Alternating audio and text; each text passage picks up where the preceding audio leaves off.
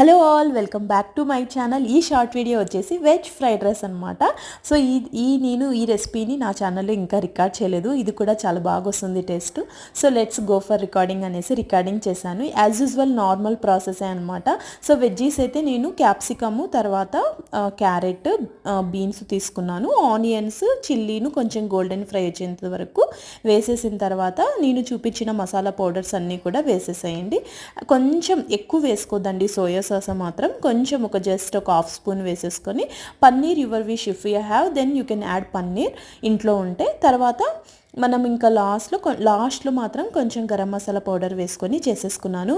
Full మంట పెట్టుకోండి. అన్నం రైస్ మాత్రం పొడి పొడిగా ఉండే రకంగా చూసుకోండి. తర్వాత వెజ్జీస్ కూడా హాఫ్ కుక్ మాత్రమే అయ్యే రకంగా చూసుకోండి. అంతే, ఇంకా చాలా చాలా బాగుంటుంది. వేడివేడిగా క్లైమేట్ చల్లగా ఉంటుంది కదా, అందుకే నైట్ చేసుకున్నాం అనమాట.